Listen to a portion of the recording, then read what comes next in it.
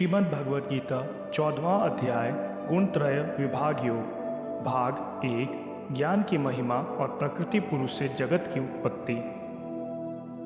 श्री भगवान बोले, ज्ञानों में भी अति उत्तम उस परम ज्ञान को मैं फिर कहूँगा जिसको जानकर सब मुनिजन इस संसार से मुक्त होकर परम सिद्धि को प्राप्त हो गए हैं। इस ज्ञान को आश्रय करके अर्थात धारण करके मेरे स्वरूप को प्राप्त हुए पुरुष सृष्टि के आदि में पुनः उत्पन्न नहीं होते और प्रलय काल में भी व्याकुल नहीं होते। हे अर्जुन, मेरी महत ब्रह्म रूप मूल प्रकृति संपूर्ण भूतों की योनि है अर्थात गर्भाधान का स्थान है और मैं उस योनि में चेतन समुदाय रूप को स्थापन करता हूँ। उस जड़ चेतन के संयोग से सब भूतों की उत्पत्ति होती है। हे अर्जुन, नाना प्रकार की सब योनियों में जितनी मूर्तियां अर्थात शरीरधारी प्राणी उत्पन्न होते हैं, प्रकृति तो उन सब की गर्भ धारण करने वाली माता है और मैं बीज का स्थापन करने वाला पिता हूँ। भाग 2 सत रज तम तीनों गुणों का वर्णन। हे अर्जुन, सत्वगुण, रजोगुण और तमोगुण ये प्रकृति से उत्पन्न तीनों गुण अविनाशी जीवात्म को शरीर में बांधते हैं। हे निष्पाप, उन तीनों गुणों में सत्व गुण तो निर्मल होने के कारण प्रकाश करने वाला और विकार रहित है। वह सुख के संबंध से और ज्ञान के संबंध से अर्थात अभिमान से बांधता है। हे अर्जुन, राग रूप रजोगुण को कामना और आसक्ति से उत्पन्न जानो। वह इस जीवात्म को कर्मों के और उनके फल के संबंध से बांधता है।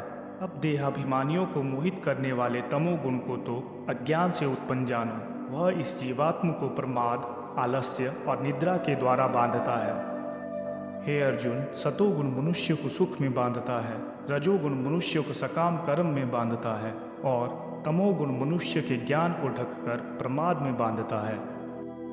हे भरतवंशी अर्जुन, रजोगुण और तमोगुण के घटने पर सतोगुण बढ़ता है, सतोगुण और रजोगुण के घटने पर तमोगुण बढ़ता है। इसी प्रकार तमोगुण और सतोगुण के घटने पर रजोगुण बढ़ता है।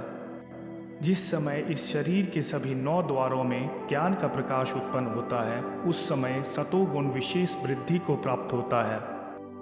हे भरतवंशियों में श्रेष्ठ, जब रजोगुण विशेष वृद्धि को प्राप्त होता है, तब लोभ के उत्पन्न होने के कारण फल की इच्छा से कार्यों को करने की प्रवृत्ति और मन की चंचलता के कारण विषय भोगों को भोगने की अनियंत्रित इच्छा बढ़ने लगती है। हे कुरुवंशी अर्जुन, जब तमोगुण विशेष वृद्धि को प्राप्त होता है, तब अज्ञान रूप अंधकार कर्तव्य कर्मों को न करने की प्रवृत्ति, पागलपन की अवस्था और मोह के कारण न करने योग्य कार्य करने की प्रवृत्ति बढ़ने लगती है। जब कोई मनुष्य सतोगुण की वृद्धि होने पर मृत्यु को प्राप्त होता है, तब वह उत्तम कर्म करने वालों के निर्मल स्वर्ग लोकों को प्राप्त होता है। जब कोई मनुष्य रजोगुण की वृद्धि होने पर मृत्यु को प्राप्त होता है, तब वह सकाम कर्म करने वाले मनुष्यों में जन्म लेता है और उसी प्रकार तमोगुण की वृद्धि होने पर मृत्यु को प्राप्त मनुष्य पशु पक्षियों आदि निम्न योनियों में जन्म लेता है। सतोगुण में किए गए कर्म का फल सुख और ज्ञान युक्त निर्मल फल कहा गया है। रजोगुण में किए गए कर्म का फल दुख कहा गया है और तमोगुण में किए गए कर्म का फल अज्ञान कहा गया है।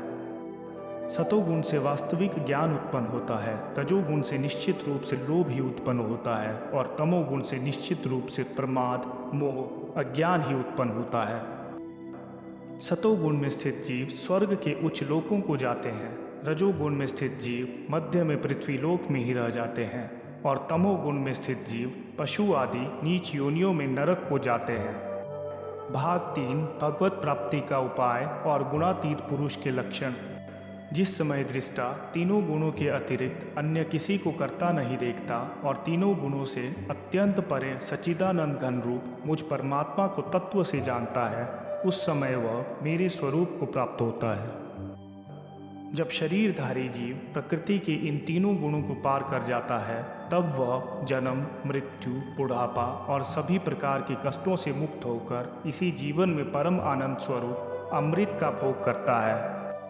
इस पर अर्जुन ने पूछा, हे प्रभु, प्रकृति के तीनों गुणों को पार किया हुआ मनुष्य किन लक्षणों के द्वारा जाना जाता है और उसका आचरण कैसा होता है तथा वह मनुष्य प्रकृति के तीनों गुणों को किस प्रकार से पार कर पाता है।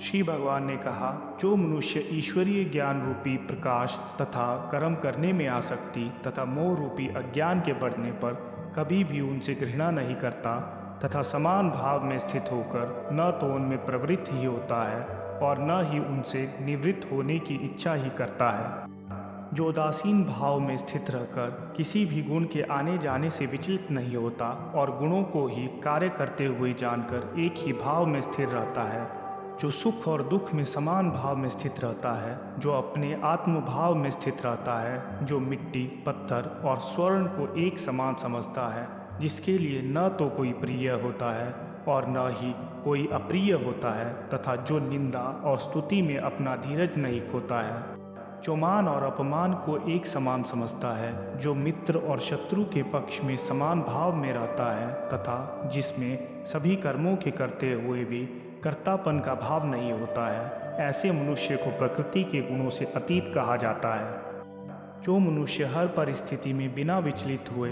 अनन्य भाव से मेरी भक्ति में स्थिर रहता है, वह भक्त प्रकृति के तीनों गुणों को अति शीघ्र पार करके ब्रह्म पद पर स्थित हो जाता है। उस अविनाशी ब्रह्म पद का मैं ही अमृत स्वरूप, शाश्वत स्वरूप, धर्म स्वरूप, परम आनंद स्वरूप एकमात्र आश्रय हूँ।